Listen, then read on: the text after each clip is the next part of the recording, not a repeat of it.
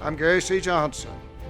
I developed a method of representing my clients called judo law. Using judo law, our team set the record for the largest personal injury verdict in the state of Kentucky. No other law firm has even come close. We've had several multi-million-dollar verdicts since then, and guess what? Now, most of our cases settle. If you've been hurt and you need money fast, give us a call, pound hurt. If you're hurt, injured, don't waste time. Gary Johnson drives for every dime. Welcome to Simply the Law, a program created by attorney Gary C. Johnson. Simply the Law provides free legal advice and encourages happiness and quality of life. Now, here's Simply the Law with Gary C. Johnson.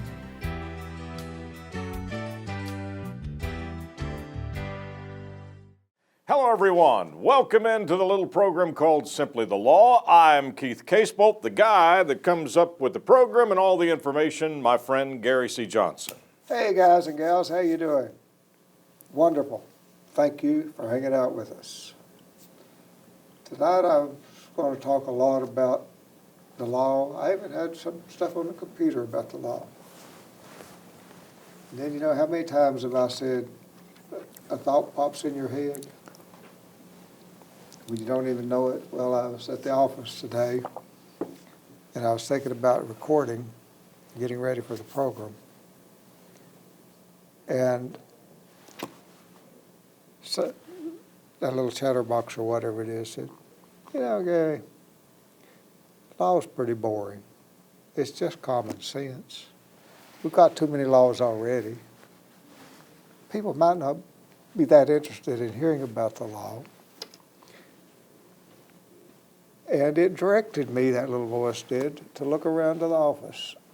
Don't know why. And the first thing I looked at and came up with was this book right here.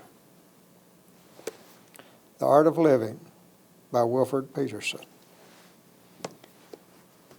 I may have put it in my office and tossed it aside years ago without really reading it. I believe I might be guilty.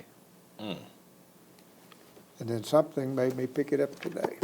And I'm thinking that some of the things that I'm going to be reading to you from this book today, I have absolutely no doubt will apply to some of my friends, simply because it popped in my head. Life is a struggle. Right, folks? Right. We struggle to eke out a little bit of happiness, to feel good, to have some decent health. And how do you enjoy and make the most of life itself and to keep the attitude that you need in order to fulfill a rich life? Well, there's some smart people. This guy started writing this stuff in 1961. That's written a lot of good advice out there. And I try to read anything I can get my hands hold of that will give me a little advice on how to deal with life and how to eke out happiness and to not be miserable. And this little book has got some pretty smart stuff in it. And I said to myself, instead of wasting my friend's time talking about law and ordinary care and all of those things that has to do with law, which you may very well never encounter in your life, right? Maybe. I'm going to, and hopefully you won't, I want to talk to you about some things that you probably encounter every day in your life, right here in this little book. And you know, Gary, for our friends right now at home saying, well, surely everybody doesn't have this problem. Didn't you tell me the other day that you read an article that Elon Musk, for those of you who may not know this guy, he's a billionaire several times over. Tesla cars, SpaceX, all this stuff, came out in an article saying that this previous year of his life was hard because he was dealing with depression and unhappiness. And how miserable he was. And that he was totally miserable. Now, this is a guy that is a multi-billionaire, but he is struggling with the things that you're going to talk to us about on this program. And my friends, you're going to conquer them. And you're not going to be struggling with those things like Musk, those other people that have all that money struggling with, right? You're going to say, well, no, definitely don't have all the money problem. But you're as unique. In fact, you're probably more unique than him because you don't have his problems, right? One of a kind in the universe. I want to go to the computer to just give you some numbers right quick. Let's do that. There's a number if you need to call us.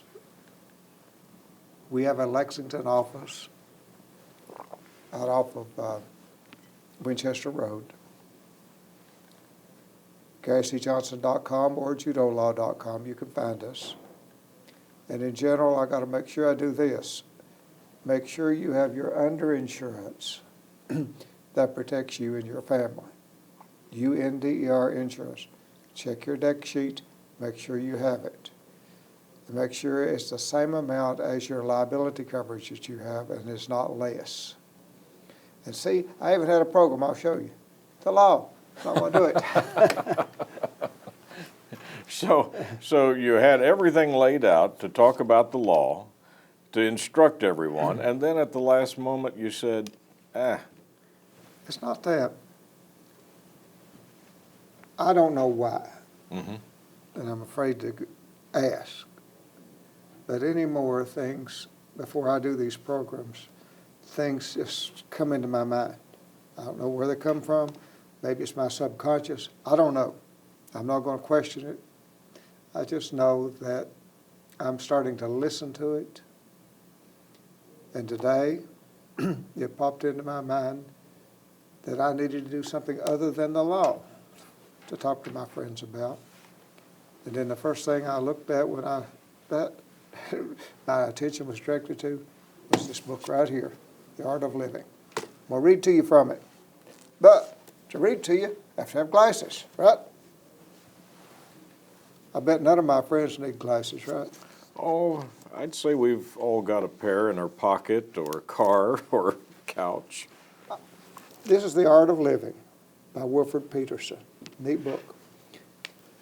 The first thing I turned to in the book was this little thing called The Art of Believing.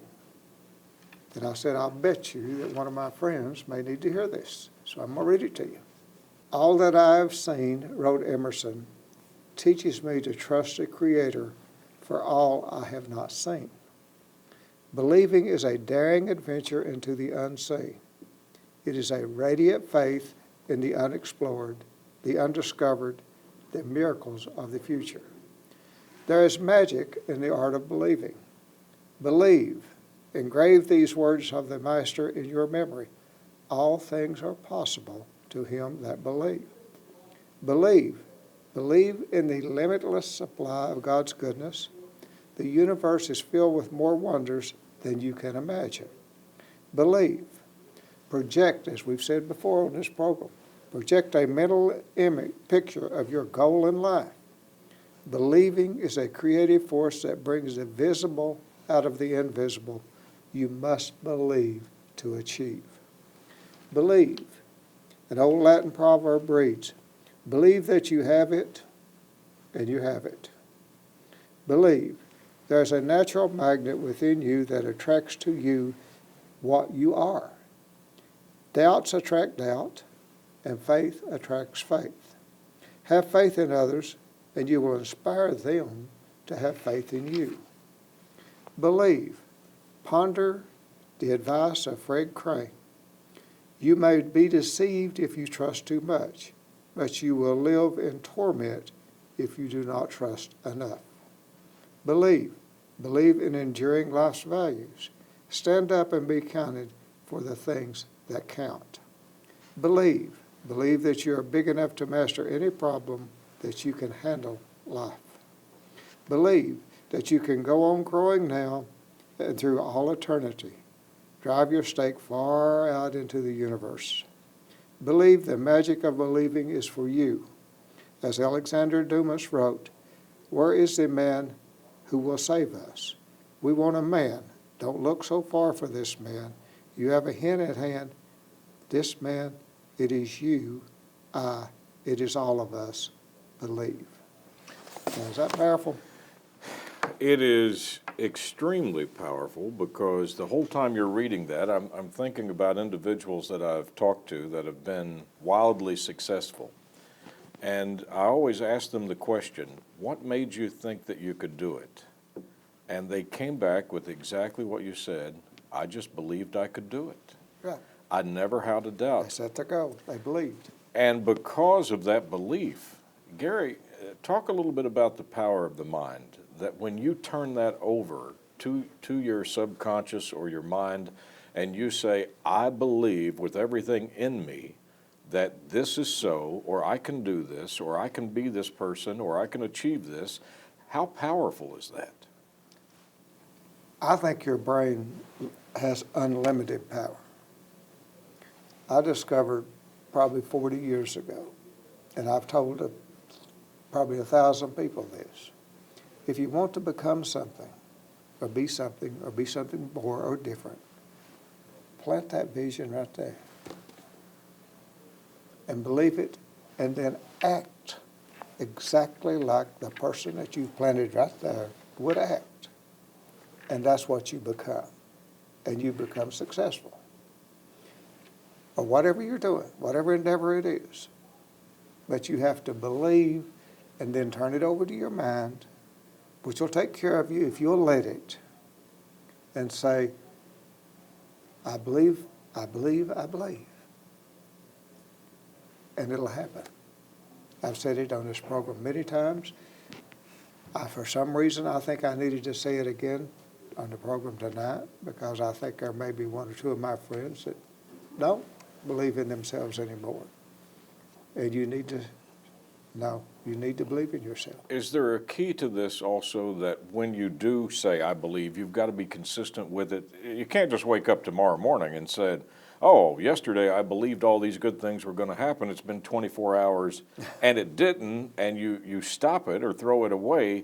There has to be a consistency to this. Then you didn't believe. Or you would have never stopped. Huh? Great. That's a great point.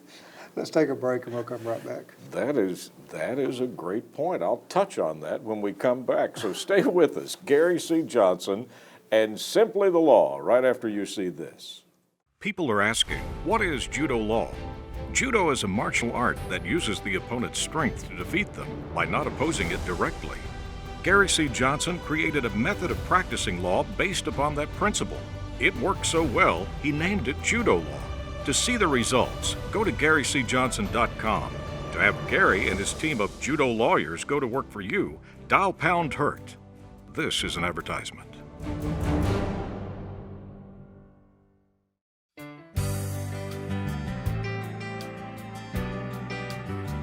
Welcome back into Simply the Law. We ended that part with saying you truly got to believe, and it made me think about this young songwriter from here in Eastern Kentucky, a kid by the name of Josh Osborne. By the way, now I think he's had 20 number ones on the charts, but I got a chance to talk to him, and he spent 10 years as a waiter in Nashville.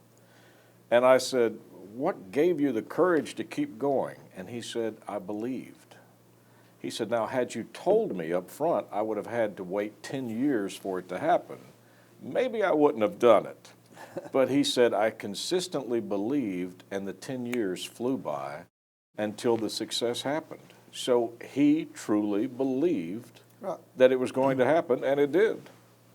Keith and I have talked on the program many times about the chatterbox that talks to you, and sometimes he's been called Old Slick. Slick is Keith. right. Well, this book has a little section on the art of talking to yourself. None of you do that, right? We all do. We can't help it. We can't shut ourselves up. This is what he says about talking to yourself. I think it's really interesting. That's why I want to share it with you folks. It's called The Art of Talking to Yourself. A man thinks in word symbols, and such silent thought is equivalent to talking to himself. Sometimes when he is alone, he speaks the words aloud. But silent or aloud, his conversation with himself is creative. It makes him what he is. More important than what others say to him is what he says to himself. A man's life is shaped by the way he habitually talks to himself. A man can talk himself up or down, into happiness or unhappiness, into failure or success, into heaven or hell. When he talks to himself in words of self-pity, defeat, cynicism, futility, fear, anxiety, despair, hopelessness, and resignation, he tears himself apart and shatters any hope for a future. A man can transform his life by switching the emphasis of his inner conversation to words that lift and inspire. He can talk strength into his backbone so he will have the courage and confidence to stand up to life.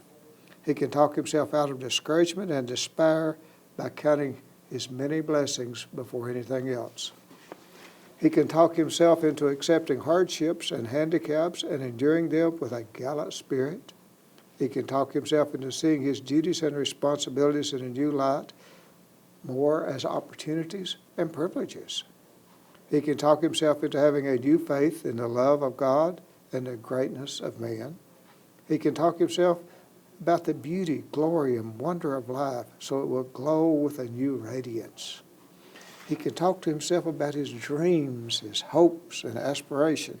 He can convince himself that there is a place for him and an important work for him to do while on earth. The way a man talks to himself has a dynamic power for self-influence. His words can make or unmake his life. Nobody, wrote Cicero, can give you wiser advice than yourself. Now, I want to tell my friends, this little chapter that you read is probably the most important to me of all, because that was one of the things that I've struggled with, was the little chatterbox or slick, and some of the things that the chatterbox would say. And I talked to Gary about it, and I said, I struggle with this voice. So he gave me a little task to do. He said, do me a favor and write it down. So I wrote it down. I wrote down what the voice was saying when we were alone together. And Gary looked at it and said, wow, you got something going on with this guy. You need to tell him to shut up and say good things. But it was amazing when I wrote down the stuff and I read it out loud to you, how absolutely asinine and idiotical that it was that these things were being said. After I did that, the next week when Gary came over and I wrote down the list, guess what? They were all good things. Positive things. Wonderful, uplifting. The little voice changed its attitude once it got called out into the open and said, I can either use you to be a detriment to me, or I can use you to be the betterment of me, and I've chosen the betterment. It changed completely. The lesson from this, what we just read on talking to yourself, is if your chatterbox is talking negativity, change it. You have the power to change that negativity. And if you don't, it will drag you down to nothing. And you're doing it to yourself. What I found in people that are trying to get ahead and go forward in life, and when I've talked to them, and I think Keith will agree with this, your worst enemy keeping you down is you. You are the first one to criticize yourself and to have fear and anxiety and worry, and there's no reason for it. It should be exactly the opposite, my friends. You should be saying, I believe and I can, and you're wonderful, and I love you, and I love myself, and this is a wonderful world. I'm unique. You should say all of those things to yourself.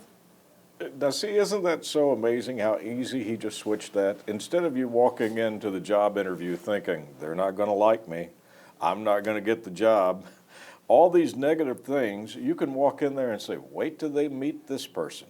They are going to love me. I'm going to get the job. This is going to be fantastic. It's like turning the light switch on, isn't it? It is. Let's take a break. We'll be right back.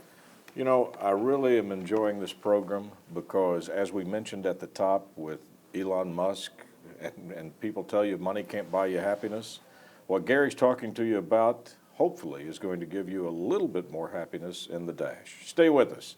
Simply the Law with Gary C. Johnson, coming back after you see this.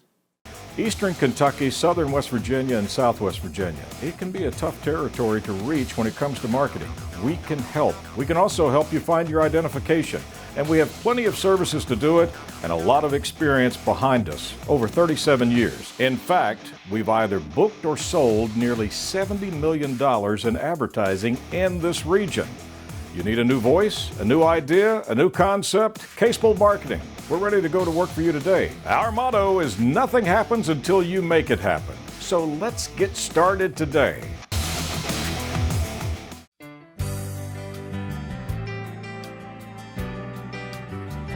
Welcome back into the program. Thank you for joining us on this. You know, any of our friends right now that are saying, Gary, I'm positive.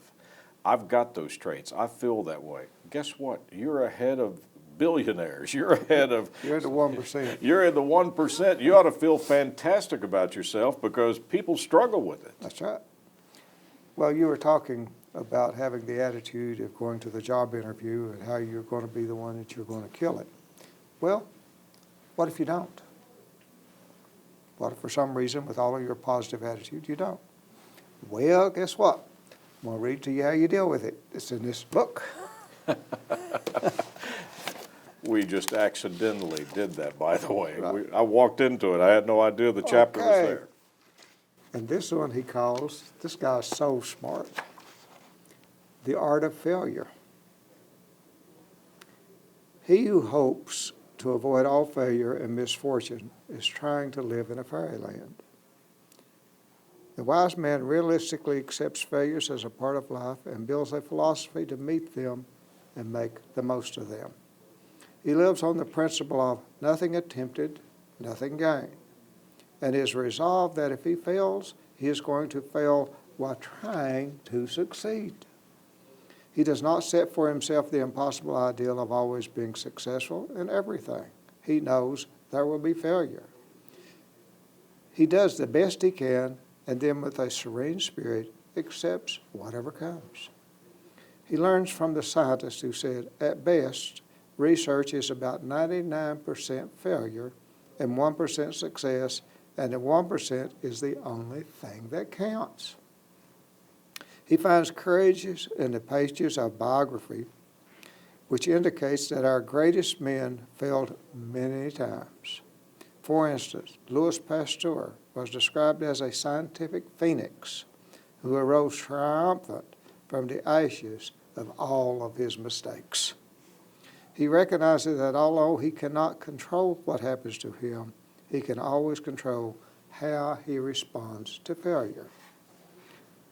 He observes that the only water that can sink a ship is water that gets inside of it, and so he strives to keep all thoughts of failure out of his mind. He knows that as long as a man can keep his faith in God and in himself, nothing can permanently defeat him. He knows that when the blows of life knocks a man down, the important thing is to not stay down. He develops the quality of bounce, rebounding from defeat as a rubber ball rebounds when you throw it to the floor. He knows that life has its rhythm as the ebb and flow of the tide, and so he learns to labor and to wait, giving a time for chance to work its miracles. He uses the lessons of failure to build for the future. His mistakes become red stoplights, warning him to stay away from highways that lead to defeat. He learns to fall forward like a good ball carrier in football to make the most of every failure. He rises to the challenge of failure, as did Mark Twain when he wrote, "A few fly bites cannot stop a spirited horse." He keeps on going. He adopts as his talisman the magic words of the ancient seer, "This too shall pass away."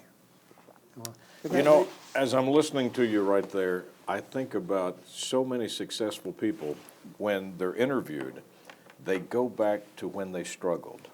They go back to the failures, the interviews they didn't get, the jobs they didn't get, the acting parts they didn't get, and they talk about that struggle. that struggle and the failures is what they built on in order to achieve the success. So my friends, I suspect that one of you that's watching has recently been disappointed or failed at something. Remember what I just read. Failure is a part of life. We have all failed at something. Some of us maybe more than others. It's just the way it is. The key is how do you deal with it? And you learn from those mistakes. Somebody asked me when I was teaching at a legal seminar out in Colorado, they said, Gary, how do you know all of these things that you're telling us to avoid? I said, well, let me tell you. I've made every mistake you can make in practicing law, I hope.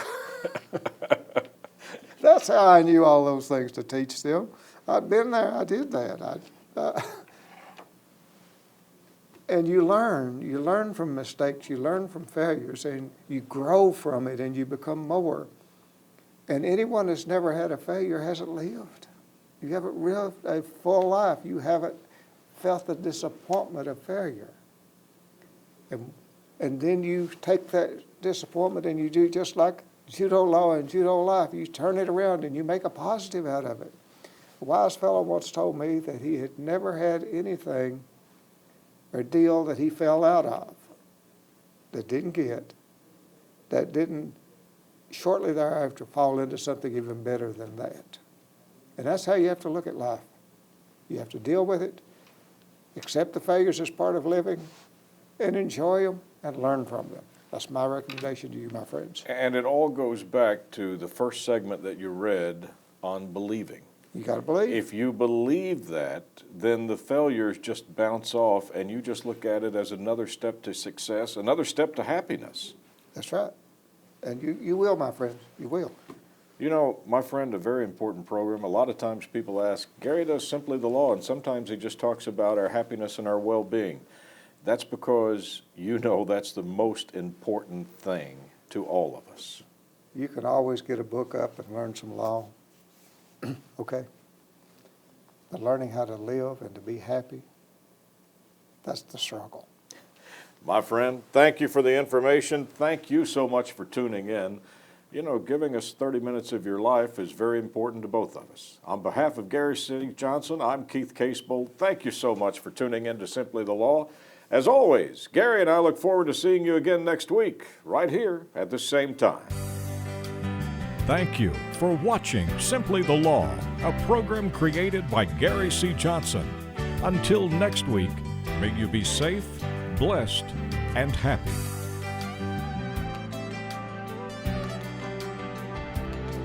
If you're hurt, injured, don't waste time. Gary Johnson cries for every dime.